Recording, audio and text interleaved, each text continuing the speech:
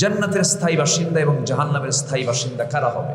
আল্লাহ তাআলা দুটো আয়াতে শর্ট করে বলে দিয়েছেন, খুবই শর্ট। কোরআন কিন্তু মূল নির্যাস, কোরআন কিন্তু এমন একটি কিতাব, একটা আয়াতের ভিতরে অনেক কথা বলে দিয়েছেন, যার একটা শব্দ কিতাব, যার হরফ কিতাব, যার বাক্য কিতাব। আল্লাহু আকবার। জাহান্নামের স্থায়ী বাসিন্দা কারা আল্লাহ তাআলা এখানে সুন্দর করে বলছেন। আল্লাহ রাব্বুল আলামিন বলেন, বালা মান কাসাবা সাইয়্যাতান ওয়া আহাতাত বিহি খাতিআতুহু উলাইকা আসহাবুন নার হুম ফিহা খালিদুন ওয়াল্লাযীনা আমানু ওয়া আমিলুস সালিহাত উলাইকা আসহাবুল জান্নাতি হুম ফিহা খালিদুন। জোরে বলুন আল্লাহু আকবার। একটু মনোযোগ দিয়ে শুনুন। আল্লাহ রাব্বুল আলামিন বলেন, যে বান্দা পাপ কাজকে অর্জন করবে, পাপ যার জীবনে অ্যাটাক করে ফেলবে, যে ব্যক্তি পাপকে অর্জন করবে, ওয়া হাতাত বিহি খাতিআতুহু, পাপ তাকে ঘেরাও করে ফেলবে। যে বান্দা পাপ করবে, পাপ তাকে ঘেরাও করে ফেলবে। বিড়ি খেলে পরে ঠোঁট কি হয়? তাহলে পাপ কি করলো? ঘেরাও করলো না? বিড়ি খেলে ঠোঁটটা কালো হয়ে যায়, মদ্যপান করলে পরে চোখটা লাল হয়ে যায়, ঠোঁট দেখলেই মনে হয় এটা কি খোর। আস্তে কর, কেন কি কষ্ট পাচ্ছেন নাকি আপনারা?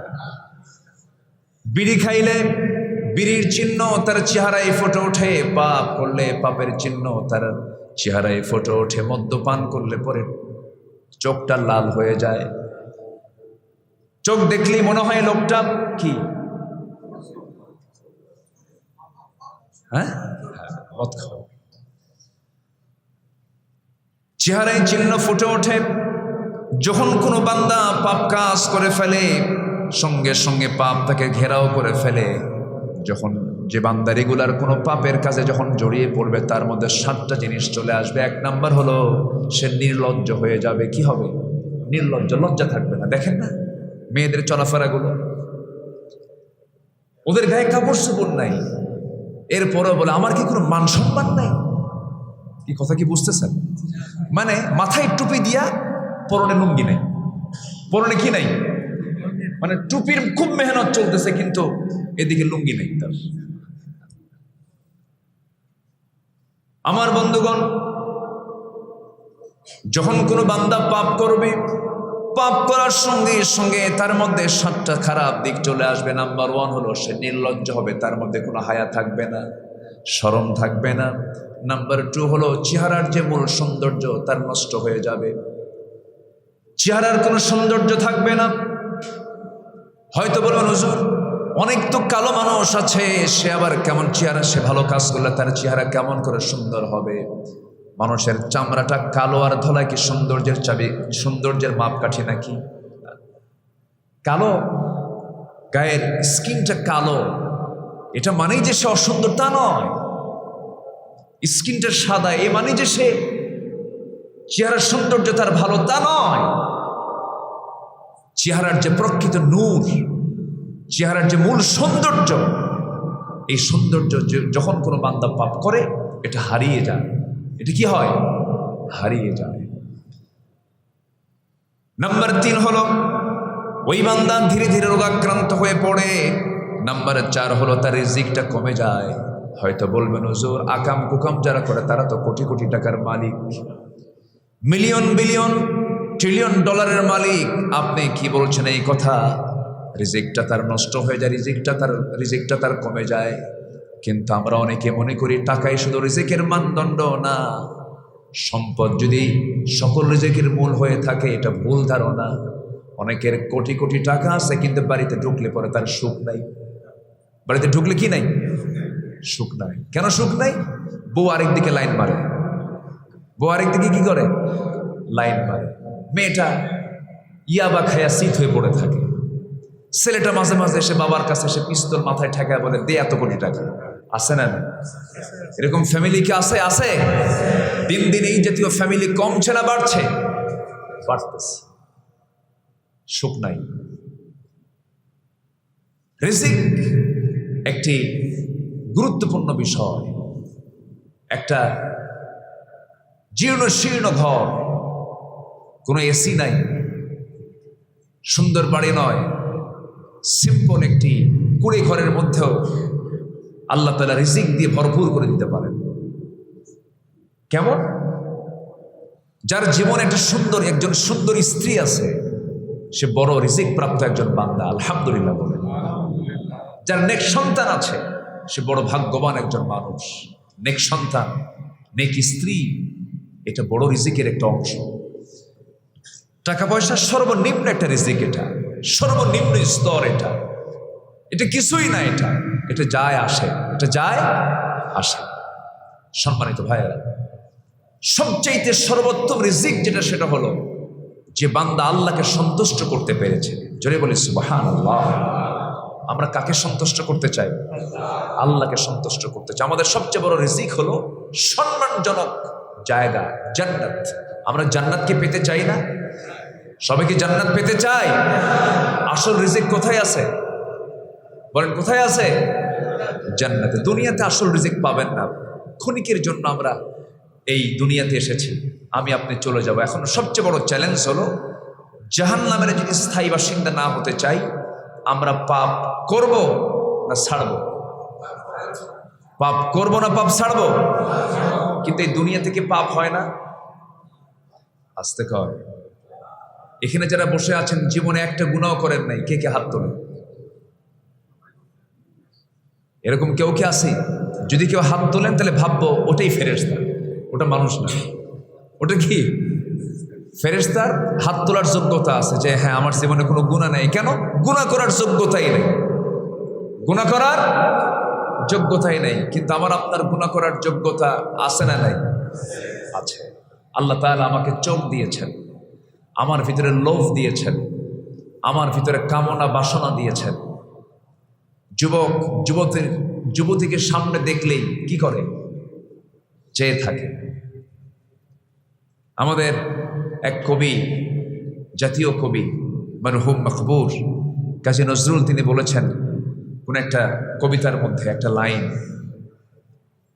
তুমি সুন্দর তাই চেয়ে থাকি, সে মোর কি অপরাধ? দেখছেন? দেখেন এখানে পাগলা কি করছে? এটা পাগলের কথা না, বলেন তো?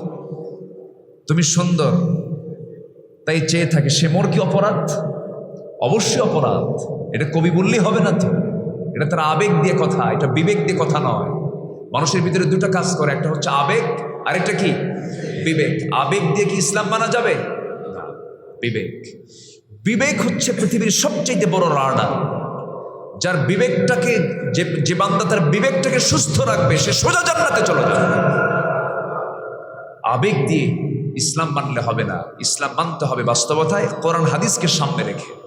সম্মানিত ভাইয়েরা, তো কামনা বাসনা এটা কে দিয়েছেন? আল্লাহ দিয়েছেন। মেয়ের দিকে পুরুষ চেয়ে থাকবে, এটা একটা আকর্ষণ, একটা টান আছে না নাই? দিয়েছেন কে?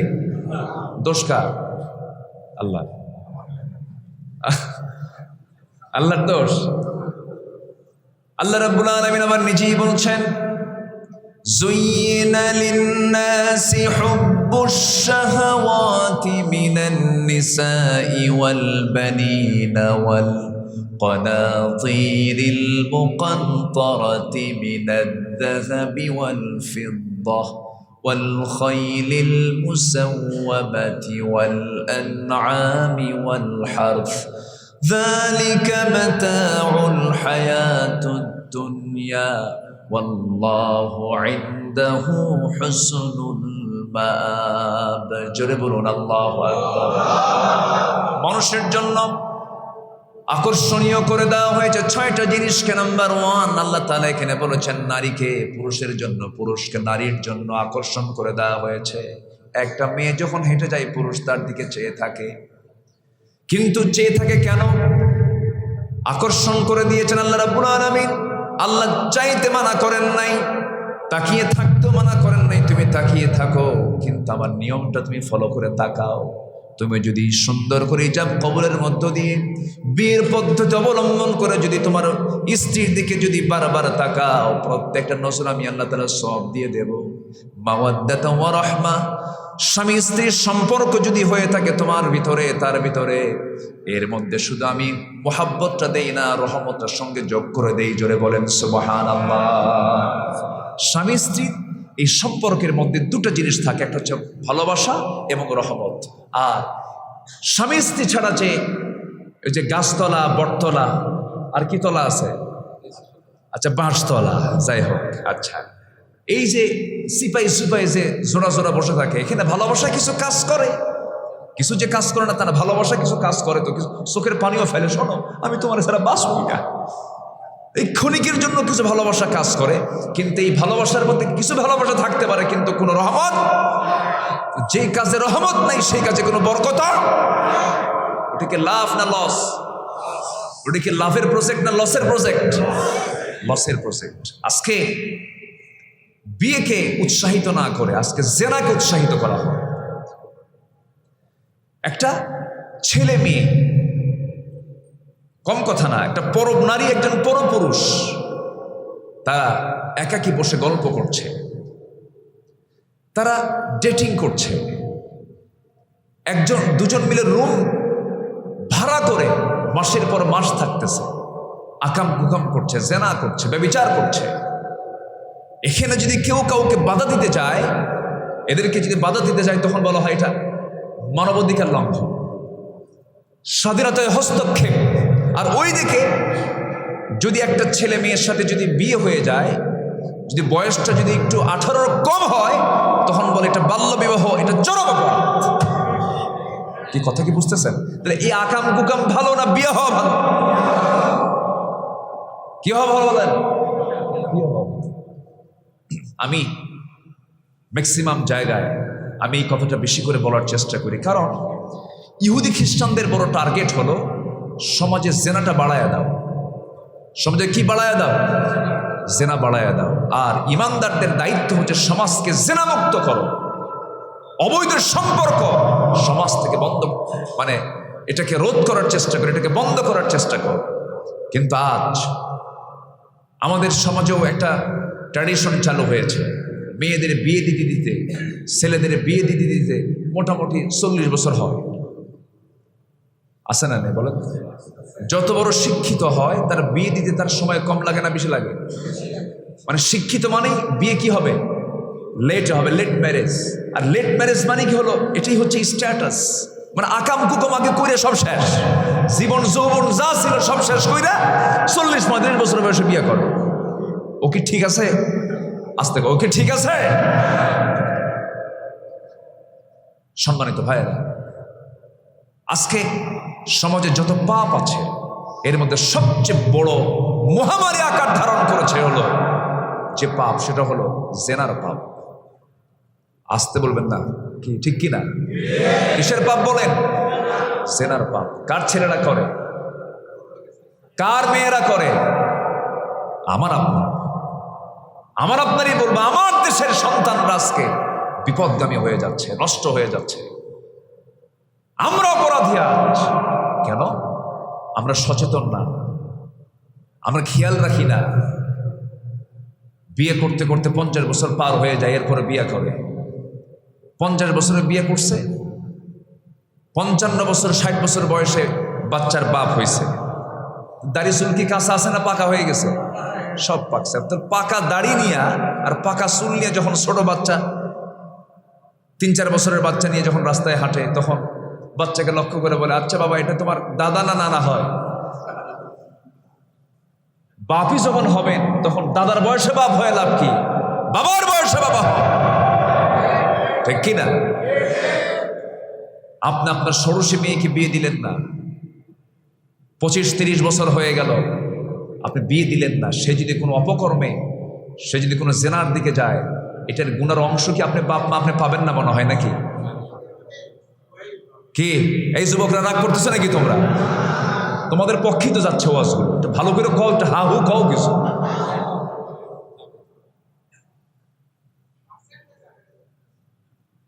কি কষ্ট পাচ্ছেন নাকি আপনারা?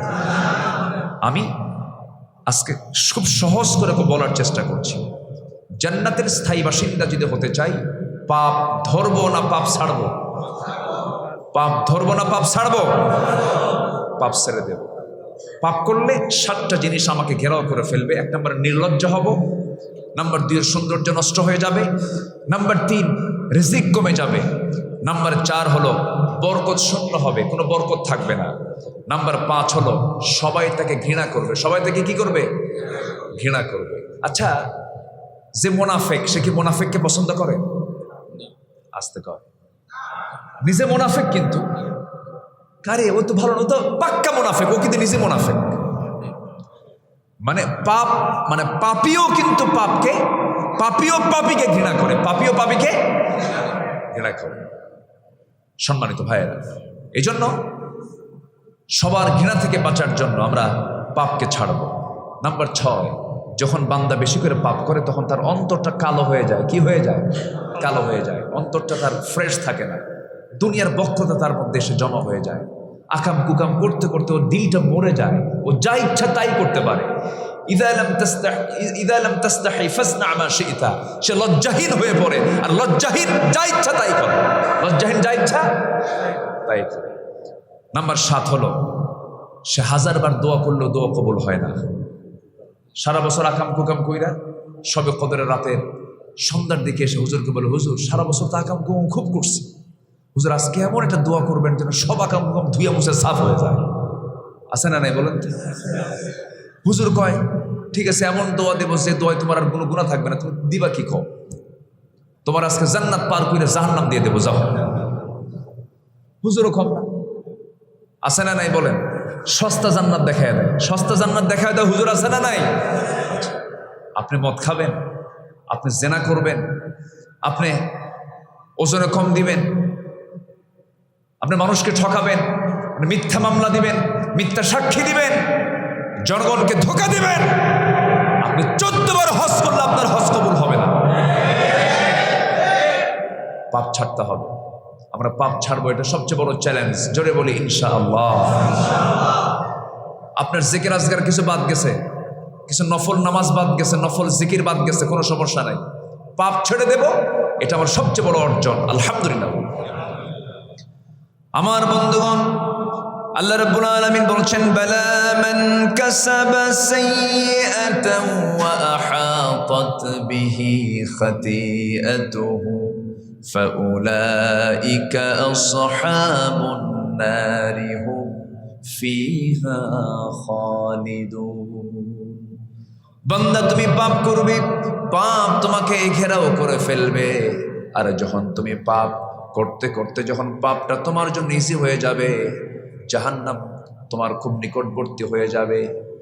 এই সমস্ত লোকের সার্টিফিকেট আল্লাহ নিজেই দিচ্ছেন, আর হবে জাহান্নামের বাসিন্দা, জান্নাত কখনো পাবে না। আল্লাহ তাআলা তাদের ঠিকানার মেয়াদও বলে দিচ্ছেন, যারা পাপকে পাপ মনে করে বারবার করবে তারা কি হবে? হুম ফিহা খালিদুন, তারা চিরস্থায়ী জাহান্নামে থাকবে, জাহান্নাম থেকে বের হবে না। যেরকম নাউজুবিল্লাহ। এই দুনিয়াতে আল্লাহ রাব্বুল আলামিন পাপ করার জন্য পাঠান নাই, গুনাহ করার জন্য পাঠান নাই। আবার অনেকে অনেক ফাঁক ফকর খোঁজে, হুজুর এটা কি ছোট পাপ না এটা বড় পাপ, মানে ও আবার খোঁজে যে কোনটা ছোট আর কোনটা বড়, মানে ছোটটা করব বড়টা হয়তো করবো না, এরকম চিন্তা করে। মাঝে মাঝে প্রশ্ন করে অনেকেই, প্রায় মাহফিলে একটা প্রশ্ন আসে, হুজুর বিড়ি খাওয়া কি জায়েজ নাকি? মানে জায়েজের চেষ্টায় আছে, এরকম লোক আছে না? বিড়ি খাওয়া জায়েজ কি না জায়েজ, এই জাতীয় প্রশ্ন যারা করে ওর মতলব কি? ও কি বিড়ি খাওয়া ছাড়ার জন্য প্রশ্ন করছে? ও চেষ্টায় আছে দেখি তো বিড়িটাকে কেমনে জায়েজ করা যায়। আমরা স্বাধীনতার পর থেকে নিয়ে আজ পর্যন্ত যত বাজেট দেখেছি, প্রত্যেক বাজেটে আমরা গভর্নমেন্টকে ধন্যবাদ জানাই। প্রত্যেক বাজেটেই বিড়ির দাম কমে না বাড়ে? বাড়ে। যারা বিড়ি খায় তারা কয় তোমরা বাড়াতে বাড়াতে আসমান ঠেকাও, আমরা দ্বিতীয় আসমানে গিয়েও বিড়ি খাবো। কি কথা বলছেন না আপনারা?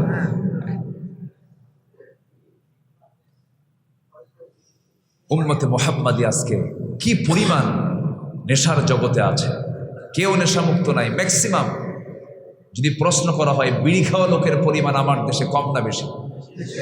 বলেন, বিড়ি খাওয়া লোকের সংখ্যা কম না বেশি? বেশি। নামাজি লোক বেশি না বেনামাজি লোক বেশি? তাহলে বেনামাজিও বেশি, বিড়ি খাওয়া লোকও বেশি। নামাজি যে সে কিছুটা হলেও সে একটু ফ্রেশ থাকার চেষ্টা করে। ওযুর কি শিখায়? বিড়ি খাওয়া শিখায়। ওযুর আগে মেসওয়াক করা সুন্নাহ। ওযুর আগে মেসওয়াক করা কি সুন্নাহ? রাসূল মেসওয়াক করতেন, মুখটাকে এত পরিষ্কার রাখতেন, মুখটাকে তিনি এত ফ্রেশ রাখতেন। আমার নবীর ইন্তেকালের পূর্বে তার সর্বশেষ আমলটা হচ্ছে মেসওয়াক করে তিনি দুনিয়া থেকে বিদায় নিয়েছেন। কেন? এই মুখটাকে পরিচ্ছন্ন রাখবো কেন? কারণ এই মুখে আমি কার নামটা নেই, কার জিকিরটা করি? আমি আল্লাহর জিকির করি। সম্মানিত ভাইয়েরা, এই মুখে সব খাদ্য নেব না, যেটা হারাম এটাকে তুলব না। এই মুখ দিয়ে কোনো বাজে কোনো কথা বলবো না, কারণ এই পৃথিবীতে যত পাপ আছে ম্যাক্সিমাম পাপ অনুষ্ঠিত হয় দুটো অঙ্গ দিয়ে। একটা হলো জিহবা, আরেকটা হলো লজ্জাস্থান, গোপনাঙ্গ দিয়ে। এই দুটা অঙ্গের যে নিশ্চয়তা দেবে, রাসূল বললেন আমি তার জন্য বেহেশতের জামিন হয়ে যাব। অতএব পাপ থেকে বাঁচার জন্য আমরা দুটো অঙ্গকে আমরা নিয়ন্ত্রণ করব। জোরে বলি ইনশাআল্লাহ। জিহবা দিয়ে খাওয়া যাবে, হালাল না হারাম? জিহবা দিয়ে কথা বলবো আমরা, কিন্তু মিথ্যা কথা না সত্য কথা? আচ্ছা, লজ্জাস্থান আল্লাহ তাআলা দিয়েছেন, এটা আল্লাহ তাআলা বান্দাকে যে যৌন ক্ষমতা দিয়েছেন, আল্লাহ তাআলা বান্দাকে যেই বড় নিয়ামতে ধন্য করেছেন, আল্লাহ কি এটা খেয়ানত করতে দিয়েছেন না আমানত রক্ষা করার জন্য দিয়েছেন? আমানত রক্ষা করার জন্য দিয়েছেন। আপনি খেয়ানত করবেন, আপনি নষ্ট করবেন, জেনার কাজ করবেন, আপনাকে জাহান্নাম যেতে হবে। কার কথা? আল্লাহর কথা। আমার ভাইয়েরা, আল্লাহ রাব্বুল আলামিন এর পরের আয়াতে আবার সান্ত্বনার বাণী দিয়ে বলছেন, ওয়াল্লাযীনা আমানু ওয়া আমিলুস সালিহাতি উলাইকা আসহাবুল জান্নাহ হুম ফিহা খালিদুন। পক্ষান্তরে যারা ঈমান আনবে এবং আমলে সালেহ করবে, ঈমান যারা আনবে ঠিকঠাক মতো, যাদের ঈমানের মধ্যে কোনো ভেজাল থাকবে না, যাদের ঈমানের মধ্যে কোনো গন্ডগোল থাকবে না, শিরিক মুক্ত হবে ঈমান, বিদআত মুক্ত হবে ঈমান, ফ্রেশ ঈমান যে বান্দা আনবে এবং আমলে সালেহ যে বান্দা করবে, আল্লাহ বলছেন এই দুটো আমল বান্দা যদি দুনিয়া থেকে করে যেতে পারো, আমি তোমাকে কেমন জান্নাত দেব, যে জান্নাত থেকে আমি তোমাকে আর কখনো বের করবো না। জোরে বলুন সুবহানাল্লাহ। জান্নাত আমি তোমার থেকে কখনো কেড়ে নেব না। জান্নাত যে এত বড় নিয়ামত, আল্লাহ তাআলা জান্নাতটা বরাদ্দ রেখেছেন ওই সমস্ত বান্দার জন্য যারা ঈমানটা ভালো করে আনবে, আমলে সালেহটা করবে। আমলে সালেহ মানে হলো 7 দিনে একদিন নামাজ নয়, 7 দিনের 7 দিনই নামাজ। 1 ওয়াক্ত না 5 ওয়াক্ত নামাজ।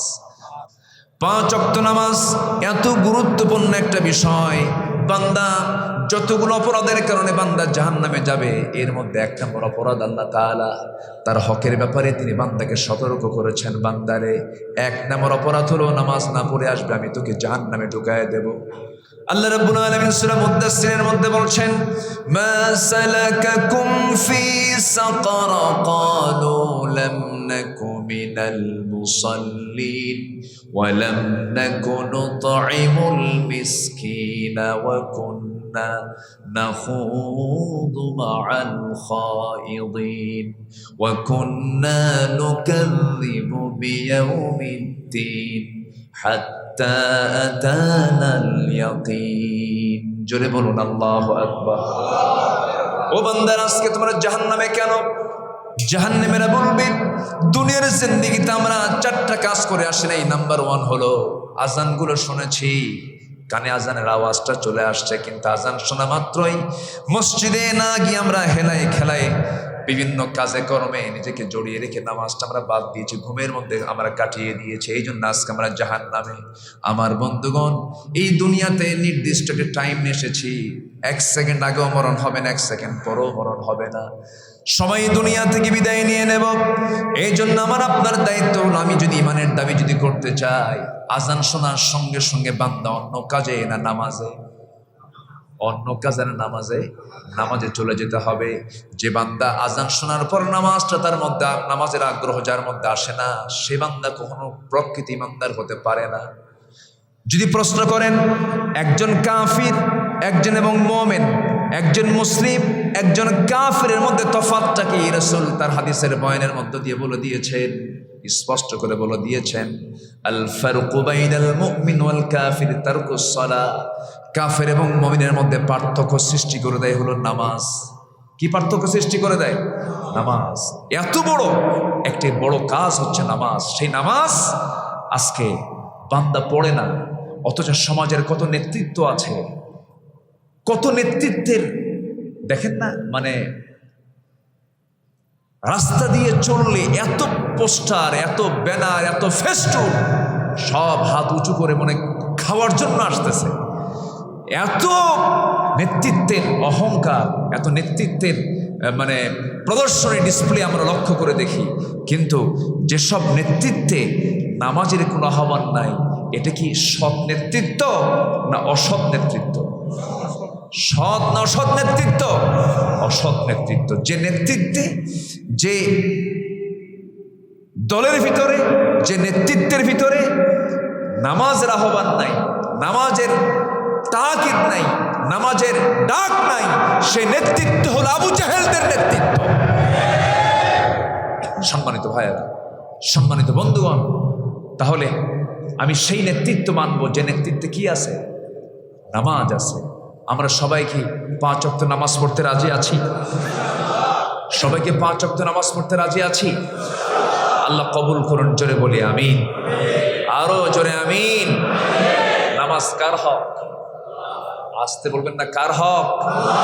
24 ঘন্টা টাইম দিয়েছেন কে? টাইমের মালিক কে? যে আল্লাহ টাইমের মালিক, সময়ের মালিক, সেই আল্লাহকে সময় দেব না? সময় পাওয়ার 1 নম্বর দাবিদার কে? আল্লাহ তাআলা। খাস টাইমটা হচ্ছে নামাজের টাইম। আজান হবে, সব কাজ ফেলে নামাজে দাঁড়িয়ে যাব। আল্লাহ তাআলা বলছেন, বান্দা তুই যদি আমাকে খুশি করার জন্য সেজদা দিতে পারিস, তোর জন্য আমি আল্লাহ জাহান্নামকে হারাম করে জান্নাতকে ওয়াজিব করে দেব। আমরা কন্টিনিউ নামাজটাকে আমরা কন্টিনিউ করব, রেগুলার করব। ইররেগুলার নামাজি কখনো প্রকৃতি ইমানদার হতে পারে না। নামাজি যদি হতেই হয়, আমরা ইররেগুলার হব না রেগুলার হব? বলেন কি হব? রেগুলার নামাজি আমরা হব। আমার দেশে সিজনাল কিছু মুসল্লি আছে, সিজনাল, যেরকম ফল, মানে কাঁঠাল বছরে কয়বার আসে, আম কয়বার আসে? একবার আসে। আমার দেশে কিছু সিজনাল মুসল্লি আছে, সেই মুসল্লিগুলো সিজনে সিজনে আসে। বাপ মরে, ওই বাপ মরার শোকে কয়েকদিন নামাজ ধরে, আছে না নাই? আছে। মন টন একটু নরম থাকে, দাড়িগুলো খোসা খোসা হয়, আর চেহারা মেহারা দেখে মনে হয় যে আসমান থেকে মনে হয় ফেরেশতা নাজিল হয়েছে। মানে খুব চেহারার ভিতরে বরকত, নুরানি কিছু লক্ষ্য করা যায়। বাস 40 দিন পার হয়ে গেছে, গাছা খাজুর হয়ে গেছে, এরকম আছে না নাই? আছে। এগুলো সিজনাল মুসল্লি, এগুলো হওয়া যাবে না। এরপরে রমজান আসলে পরে একটা মৌসুম চলে আসে, রমজান চলে গেল, মৌসুমও চলে গেল। এমন নামাজি আমরা হব না। যে নামাজ আমাকে জান্নাতে নিয়ে যাবে, সেই নামাজটা আমরা পড়ব। একা না জামাতে? বুঝে না না বুঝে? জেনে না না জেনে? জেনে বুঝে নামাজ পড়ব। নামাজের মধ্যে কি বলছি, কি পড়ছি, এটা আমরা যদি আমরা বুঝে পড়ি, নামাজের মধ্যে অন্যদিকে কোনো মনোযোগ যাবে না। আর যদি বুঝে না পড়ি, তখন মন এদিক সেদিক ছুটোছুটি করবে। এই জন্য আমরা যে সমস্ত আয়াতগুলো বলবো, সেই সমস্ত আয়াতের অর্থগুলো আমরা বোঝার চেষ্টা করবো। মহিলার মতো হওয়া যাবে না। এক মহিলা নামাজ পড়তেছে, তো স্বামীর নাম স্ত্রীর মুখে নিতে নেই, এটা একটা প্রচলিত সমাজে একটা কথা চালু আছে। তো এই মহিলা, তার স্বামীর নাম হচ্ছে রহমতুল্লাহ। তো এখন গোটা নামাজ পড়ছে ঠিক, কিন্তু সালাম ফেরার সময় আসসালামু বলে থেমে গেছে। স্বামীর নাম তো মুখে নেওয়া যাবে না। আসসালামু রহিমার বাপ, কি কথা বোঝেন নাই? মানে আসসালামু আলাইকুম রহিমার বাপ, মানে রহমতুল্লাহ কইলে তো সমস্যা। তো এইরকম করে যদি আমরা বুঝে নামাজ পড়ি, তাহলে সেই বুঝের নামাজ দেখে আল্লাহর দরবারে প্রাপ্তি আছে? প্রাপ্তি নেই। আরেকটু স্পষ্ট হয়ে যাবে, আমাদের দেশের কিছু সংখ্যক মুসল্লিদের নামাজের দশা হচ্ছে ওই মুসল্লির মতো এক বেচারি 5 ওয়াক্ত নামাজ মসজিদে পড়ে, তো এই মুসল্লির পাশেই এক হিন্দু লোকের বাড়ি, হিন্দু লোকের বসবাস, সে আবার মসজিদের সামনে দিয়ে যায়। তো মসজিদের সামনে দিয়ে যখন যায়, ইমাম সাহেব যখন রুকু থেকে ওঠেন, রুকু থেকে ওঠার সময় যে দোয়াটা পড়েন সেটা কি বলেন তো? সামি আল্লাহু লিমান হামিদা। হামিদা নামে মহিলাদের নাম আছে না? আছে। এই হিন্দু লোকটা প্রত্যেক দিন যাওয়ার সময় হামিদা শব্দটা তার কানে শোনে। তো মনে মনে চিন্তা করে যে ইমাম সাহেবের হলোটা কি, প্রত্যেক দিন যেদিনই সামনে দিয়ে যায় সেদিন হামিদা হামিদা করে, এই এক মহিলার নামে দোয়া পড়ে, আর কি কোনো মহিলা টহিলা নাই? এই হামিদা মেয়েটা কার মেয়ে? তার মধ্যে একটা কিরুচিটে যাচ্ছে। কাকে বলে? প্রতিবেশী ওই মুসলমান ভাইকে ডাক দিয়ে বলতেছে, ভাই তুমি তো নামাজ 5 ওয়াক্ত পড়ে। হ্যাঁ 5 ওয়াক্ত নামাজ আমি 5 জামাতে পড়ি, তাকবীরুল্লাহর সাথে প্রথম কাতারে পড়ি। হয়েছে কি বলো? আচ্ছা তোমাদের ইমাম সাহেব প্রত্যেক দিন যে নামাজের মধ্যে এক মহিলার নামে দোয়া পড়ে, হামিদা হামিদা হামিদা, রহিমা করিমা কত আছে, তো হামিদা মেয়েটা কার মেয়ে বলো তো? এখন মুসল্লি জবাবে বলতেছে, ভাই 25 বছর যাবত আমিও জামাতের সঙ্গে নামাজ পড়ি, আজ পর্যন্ত আমিও ঠিক মতো বলতে পারি না আসলে হামিদা মেয়েটা কার মেয়ে। কথা কি বুঝতেছেন আপনারা? তাহলে ওই হিন্দুর চিন্তা আর এই মুসলমানের মুসল্লির চিন্তার মধ্যে কোনো তফাৎ আছে? আসতে বলবেন না আছে? আজকে যদি মুসলমান যদি বুঝে নামাজ পড়তো, আজকে মুসলমান যদি বুঝে সেজদা দিত, মুসলমানের বাচ্চা কখনো আল্লাহর আইন ছাড়া অন্য কোন আইনকে বিশ্বাস করতে পারে না। মুসলমান কখনো যাকাত ভিত্তিক অর্থনীতি ছাড়া সুদ ভিত্তিক অর্থনীতিকে মানতে পারে না। নামাজের ভিতরে সে যা আল্লাহর সামনে হাজির হয়ে যা বলেছে, এটা যদি বুঝতো, সে কখনো মিথ্যা সাক্ষী দিতে পারতো না, সে কখনো জুলুম করতে পারতো না, তার দ্বারা বান্দার হক নষ্ট হতো না, বোনের সম্পত্তি দিতে কার্পণ্য হতো না। বাপ মারা যায়, চেহারায় কপালে একদম হাজের আসওয়াদের মতো কালো বানাইছে সেজদা দিয়ে দিয়া, কিন্তু বোন সম্পত্তি চাইতে আসলেই মুখ বাঁকা করে থাকে, কথা কয় না। এরকম বদমাইশ মার্কা হাজি আছে না? আছে না? নাই? তুমি নামাজ পড়েছ, নামাজের অর্থ বোঝো নাই। তুমি কোরআন পড়েছ, কোরআনের তুমি অর্থ বোঝো নাই। বোনকে সম্পত্তি বের করে দিতে তোমার কৃপণতা যদি আসে, তোমার ভাবতে হবে তোমার জাহান্নাম ছাড়া তোমার কোনো ঠিকানা নাই। বোনের হক মেরে খাওয়া ভাই তো বগুড়া জেলায় নাই। হ্যাঁ আছে আছে আছে। বোনকে সম্পদ বুঝায় দেয় না, বাপ মাকে ভাত দেয় না, এরকম সন্তান তো বগুড়া জেলায় নাই। আছে? বাপ মার সেবা করে না। আচ্ছা, শিক্ষার হার আজ থেকে 10 বছর আগে এখন কমছে না বাড়ছে? বাড়ছে। বাপ মার সেবার হার আলহামদুলিল্লাহ, এই তো শিক্ষার রেজাল্ট, তাই না? তাহলে শিক্ষার হার বাড়লো আর বাপ মার সেবার হার কমলো, তাহলে এই শিক্ষার মধ্যে তো ভেজাল নাই। শিক্ষার মধ্যে কি ভেজাল আছে? আছে। সম্মানিত ভাইয়েরা, তাহলে আল্লাহ তাআলা বনী ইসরাঈলদের সাথে কিছু অঙ্গীকার নিয়েছিলেন। আল্লাহ তাআলা এই বিষয়গুলো এখানে তুলে ধরেছেন। আমি ওইদিকে যাচ্ছি আস্তে আস্তে, কিন্তু ভাবতেছি আপনাদের কষ্ট হচ্ছে কিনা জানি না। কোনো কষ্ট নাই তো? এই যে সুদ নিয়ে কথা বলতেছি, বোনের সম্পত্তি নিয়ে কথা বলতেছি, হয়তো মনে মনে ভাবতেছেন, হুজুর আমার তো সব লস প্রজেক্টে আপনার হাত দিচ্ছেন, এরকম চিন্তা করতেছেন নাকি আপনারা?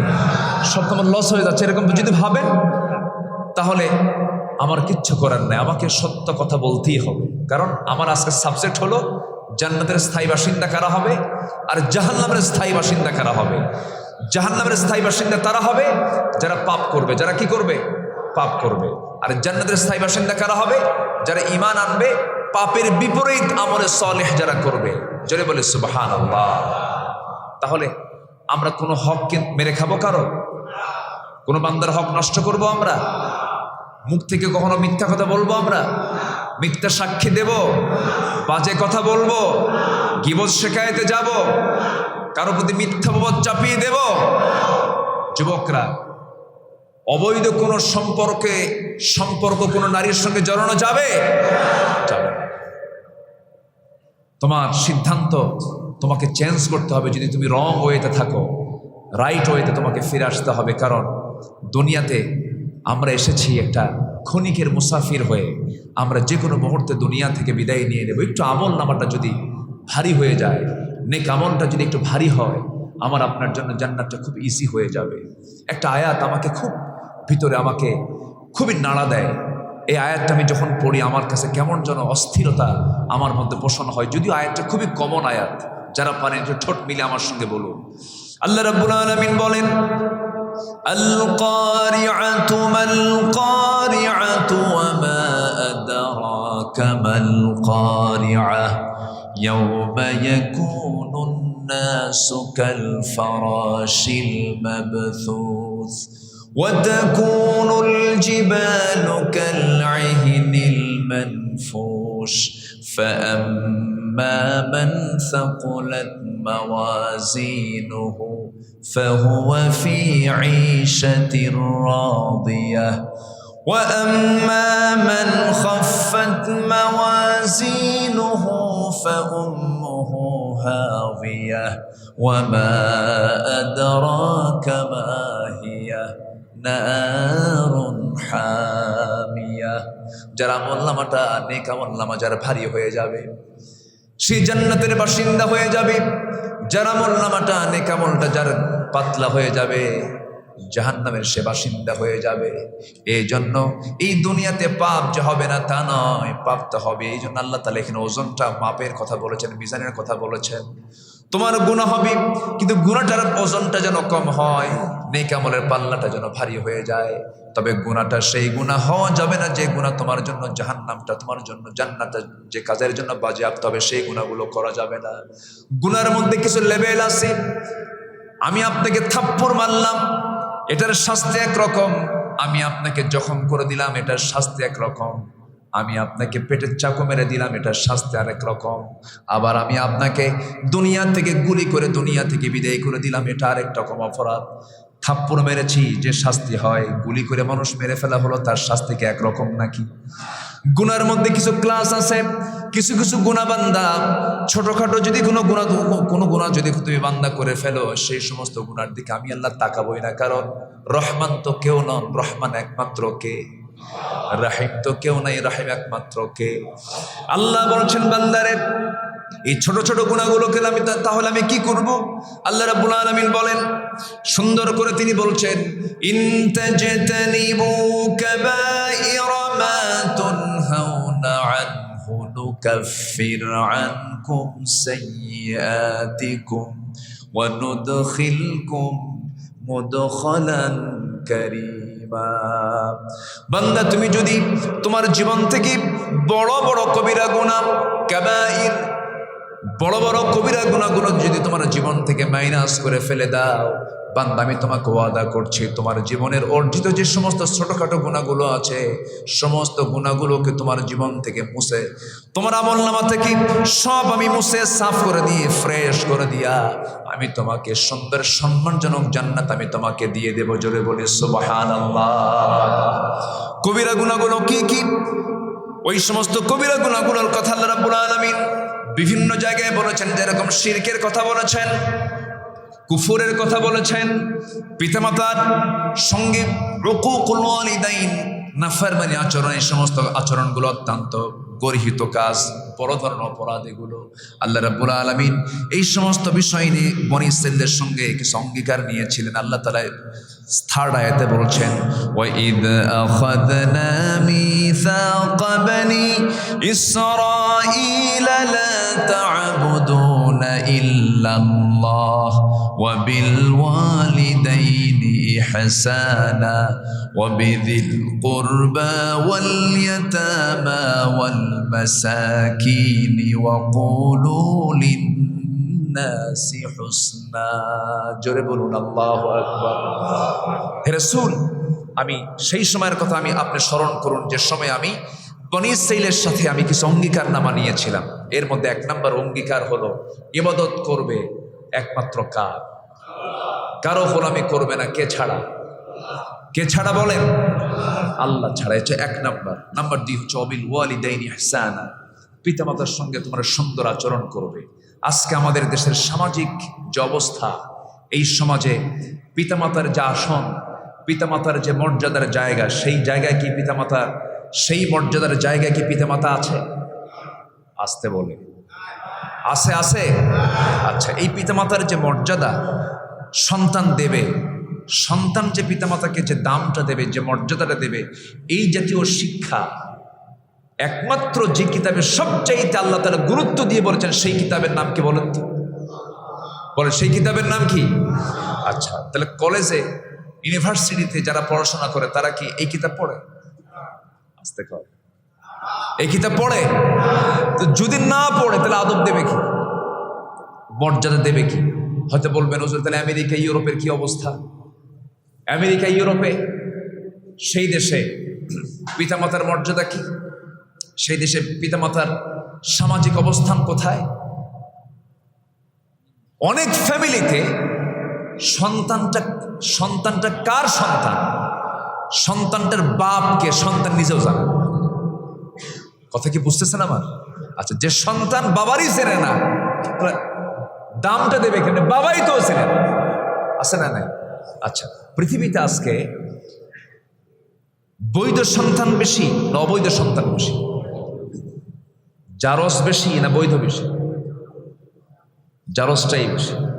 আপনি জরিপ করে দেখেন, আমি এত পরিসংখ্যানে যাব না এখন, আপনি জরিপ করে দেখবেন সব মিলে যে যার ধর্ম পালন করলো, ধরেন হিন্দুরা হিন্দু ধর্ম পালন করছে, খ্রিস্টান খ্রিস্টান ধর্ম পালন করছে, ধর্মকে সামনে রেখে যে বিয়েটা, এটাকেও যদি আপনি বৈধতায় নিয়ে আসেন, এরপরেও গোটা পৃথিবীতে বৈধ সম্পর্কের চাইতে অবৈধ সম্পর্কই বেশি। আর অবৈধ সম্পর্কের মধ্য দিয়ে যে সন্তান পৃথিবীতে আসবে, সেই সন্তান পিতামাতাকে সম্মান করবে কেমনে, মর্যাদা দেবে কেমনে, সে তো জানেই না তার বাপকে তার মাকে। মার পরিচয়টা পায় কিন্তু বাবার পরিচয়টা একজন অবৈধ সন্তান পাবে না, এটাই স্বাভাবিক। তো সেই সমাজে পিতামাতার যে সম্মান মর্যাদা কেমন করে থাকবে? তাহলে পিতামাতার মর্যাদাকে, সম্মানকে অক্ষুণ্ণ রাখার জন্য যে আল্লাহ তাআলা নারী এবং পুরুষের যে সম্পর্ক দিয়েছেন, এই সম্পর্ক রাখতে হবে অবৈধ না বৈধ? তাহলে পিতামাতার সামাজিক যে মর্যাদা, পারিবারিক যে মর্যাদা, এই মর্যাদা অক্ষুণ্ণ রাখার জন্য সমাজে জেনা বাড়াতে হবে না বৈধ সম্পর্ক বাড়াতে হবে? বৈধ সম্পর্কের দিকে আমাদেরকে আগ্রহ দেখাতে হবে, জেনাকে না বলতে হবে। দুঃখ লাগে, আমার দেশেও সমকামিতাকে উস্কিয়ে দেওয়া হচ্ছে। আমার দেশের কিছু সুশীল সমাজের দাবিদার কিছু বেয়াদব কুলাঙ্গার, জন্মে ভেজাল আছে এদের। এই সমস্ত বেয়াদবগুলো তারা সমকামিতাকে প্রমোট করার জন্য বিভিন্ন পন্থা পথ অবলম্বন করছে। আমেরিকা আমাকে কি শিখাবে? ইসরায়েল আমাকে কি শিখাবে? ইহুদি খ্রিস্টান আমাকে কি শিখাবে? আমেরিকার পার্লামেন্টে সমকামিতার আইন পাশ হয়, যেরকম নাউজুবিল্লাহ। যে বিকৃত যৌনাচার কোনো প্রাণীর ভিতরেও নাই, যেটা কুকুরের মধ্যেও নাই, যেটা কুকুরের স্বভাব না, শুকুরেরও স্বভাব না, আর সেই স্বভাব আজকে ঢুকাচ্ছে মানুষের ভিতরে। সম্মানিত ভাইয়েরা, সমাজ আজকে ধ্বংসের একদম সর্বশেষ স্তরে চলে এসেছে। আজকে একটা মেয়ে বোরকা পরাকে অপরাধ বলে গণ্য করা হয়। যে মেয়েটা বোরকা পরে তাকে অপরাধী হিসাবে চিহ্নিত করার অপচেষ্টা করা হচ্ছে। আর যে নারীর গায়ে যত কাপড় চোপড় কম, তাকে সামাজিকভাবে বেশি করে প্রতিষ্ঠা করার চেষ্টা করা হচ্ছে। আমি কি কথাগুলো কি ভুল বলতেছি? আমি কি কথাগুলো ভুল বলছি? যে নারী পর্দা পরে, যে নারী পর্দা করে, বোরকা পরে, তাকে সমাজ অপরাধী হিসাবে তাকে চিহ্নিত করার চেষ্টা করা হয়। আর যে নারীর গায়ে কাপড় চোপড় নাই, তাকে বলা হয় না সে নাকি আধুনিক নারী, সে নাকি সামাজিক নারী, সে নাকি স্মার্ট নারী। স্মার্ট হওয়ার জন্য বেশি কিছু লাগবে না, একটা স্মার্ট ঘড়ি কিনবেন আর একটা স্মার্ট লুঙ্গি পরবেন, আপনি স্মার্ট হয়ে যাবেন। স্মার্ট কি ঘড়ি পরলে হয় আর লুঙ্গি একটা কিনলে হয়? স্মার্ট লুঙ্গি আছে তো, আছে না? আচ্ছা, স্মার্ট লুঙ্গি একটা কোম্পানি আছে, এই জন্য কইলাম। তাহলে স্মার্ট একখান বাজার থেকে লুঙ্গি কিনে আনলেন, আর এখন তো স্মার্ট ঘড়ি আছে না, একটা স্মার্ট ঘড়ি পড়লেন, আপনি কি স্মার্ট হয়ে গেছেন? না। স্মার্ট যদি কেউ হতে চায়, একমাত্র ইসলামী বান্দাকে স্মার্ট করতে পারে, ইসলামী বান্দাকে আধুনিক করতে পারে, ইসলামী বান্দাকে ভালো মানুষ হিসেবে গড়ে তুলতে পারে। এই জন্য পিতামাতার সামাজিক স্বীকৃতি, সমাজে তাদের মূল্যায়নের এক নাম্বার যে দিকটা, তাদের মূল্যায়নকে সমাজে প্রতিষ্ঠিত করার জন্য সমাজে থাকতে হবে কার বিধান? কার বিধান? স্কুল, কলেজ, ইউনিভার্সিটি সব জায়গায় থাকতে হবে। সব শিক্ষার পাশাপাশি, সকল সাধারণ শিক্ষার পাশাপাশি থাকতে হবে কোরআনের শিক্ষা। কিসের শিক্ষা বলেন? কোরআনের শিক্ষা। এটা হচ্ছে রূহ, রূহ যার মধ্যে প্রাণ আছে। এই জাতীয় শিক্ষাটা প্রত্যেক শিক্ষাঙ্গনে থাকতে হবে। সন্তান বাপ মার খেদমত করবে কেমন? সে তো খেদমতের শিক্ষাই জানে না, দোয়াই জানে না, খেদমত করবে কেমনে? এই জন্য আমি সবার কাছে, এখানে যারা বসে আছেন, আমার আরেকটা পরামর্শ থাকবে, ব্যক্তিগত উদ্যোগও থাকার দরকার আছে না নাই? বলেন আছে না নাই? আচ্ছা, আল্লাহ তাআলা ব্যক্তিগতভাবে বান্দাকে এটাও বলছেন, কু আনফুসাকুম ওয়া আহলিকুম নারা, নিজে বাঁচো, তোমার পরিবারকে জাহান্নাম থেকে বাঁচাও। এই জন্য পরিবারের দিকে আমাদের খেয়াল করার দরকার আছে না নাই? আমার মেয়েটা কোন ড্রেস পরছে, আমার ছেলেটা কোন ড্রেস পরতেছে, কোন প্যান্ট কিনে আনতেছে। এখন ম্যাক্সিমাম যুবকরা যে প্যান্টটা পরে, প্যান্টের হাঁটু কি ঠিক আছে না ফাটা? বলেন হাঁটুটা কি ঠিক আছে না ফাটা? আচ্ছা, এটা কি ফাটা, কি পরে যে ফেটে গেছে, না কেনার সময় ফাটা? আসতে কোন সময় ফাটা? কেনার সময় ফাটা। তাহলে কেনার সময় এমন পোশাক যেটা কেনার সময় ফাটা কিনে নিয়ে আসে। তাহলে ফাটা প্যান্ট যদি কিনে নিয়ে আসে, নামাজ যদি কেউ মানে আল্লাহর দরবারে দাঁড়াতে চায়, আল্লাহর সামনে দাঁড়াতে চায়, তাহলে ফাটা প্যান্ট নিয়ে যদি নামাজে দাঁড়ায়, আগে নামাজে দাঁড়ানো না আগে পোশাক ঠিক করা? নামাজের আগে কিছু শর্ত আছে না? শুরুতুস সালাহ, নামাজ দাঁড়ানোর আগে কিছু শর্ত আছে। কেবলামুখী না হয়ে যদি আপনি পূবমুখী হন, অন্যদিকে হন, নামাজ হবে নাকি? কেবলামুখী হতে হবে, পোশাক ঠিক রাখতে হবে, জায়গা পাক, পোশাক পাক হতে হবে, পোশাকটা সতর ঢাকতে হবে। এখন সতর কি হাঁটু মনে সতর না নাকি? হাঁটু সতর না? আস্তে কর, হাঁটুর নিচ পর্যন্ত, হাঁটুর নিচ পর্যন্ত আপনাকে ঢাকতে হবে। অবশ্যই হাঁটুটা ঢাকতে হবে আপনার। কারণ হাঁটুর বরাবর যদি কারো ফাটা থাকে, নামাজ হবে? নামাজ হবে না। তাহলে সেই হাঁটু ফাটা প্যান্ট আপনার টাকায় ছেলে কিনে নিয়ে আসলো, আপনি কি করেন?